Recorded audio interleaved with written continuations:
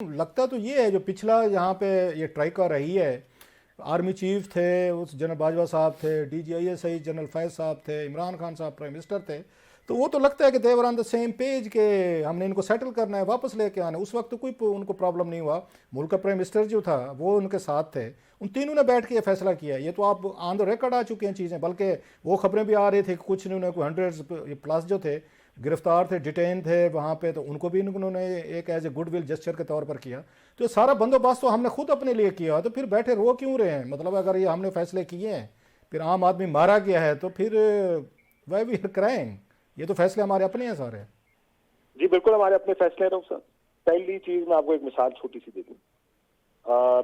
गिलानी साहब वजीर आजम थे, मुझे एक बड़े सीनियर वजीर ने ये बात बताई, उन्होंने कहा यार हमारे में और दूसरी साइड में फर्क ये है कि हमें एक दफा एक मीटिंग बुलाई गई, मिलिट्री एस्टैब्लिशमेंट भी थी और पॉलिटिकल जो गवर्नमेंट थी, हम अहम वजीर वो भी थे। कहते जब हम जाते हैं तो हम बिल्कुल की तैयारी किए बगैर वहां चले गए, वो आते हैं तो पावर पॉइंट प्रेजेंटेशन होती हैं, फ्यूचर सिनारियोज होते हैं, वो सारी तैयारी अपनी करके आते हैं।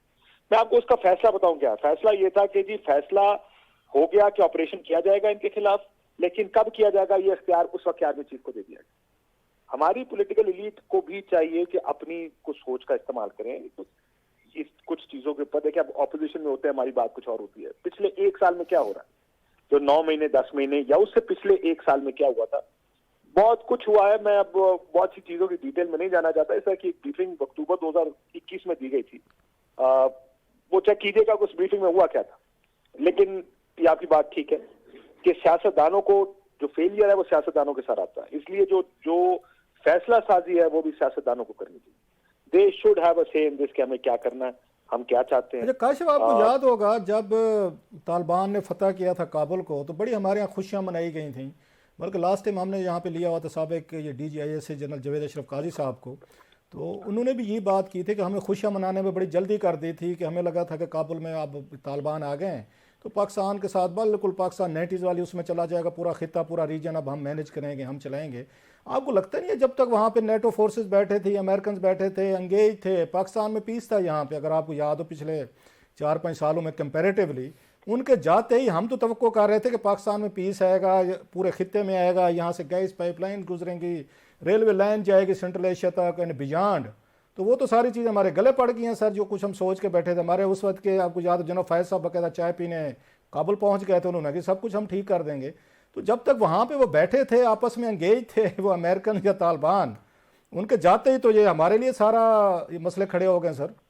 और हम बड़े खुश थे कि अमेरिकन चले गए यहाँ से, वी वर वेरी हैप्पी। अब हमारे ये सारी चीज़ें हमसे हैंडल हो नहीं रही सर हमारे यहाँ पर खुशी साहब, ये जो जज्बाती नारों के साथ हम खुश होते हैं ना, मुसलमान जीत गया, यहूद और नसारा हार गए, ये खुशी ज्यादा इस वजह से मनाई जा रही थी क्योंकि देखिए ज्यादा खुशी तो कुछ तजियाकार इस वक्त बड़ी खुशी मना रहे थे कि लार्जली आपने देखा कि पब्लिक का मूड था, क्योंकि हमने ये चीजों को सही इस तरह किया कि ये यहूदा नसारा के साथ हमारी लड़ाई है, तालिबान देखें तालिबान जीत गए।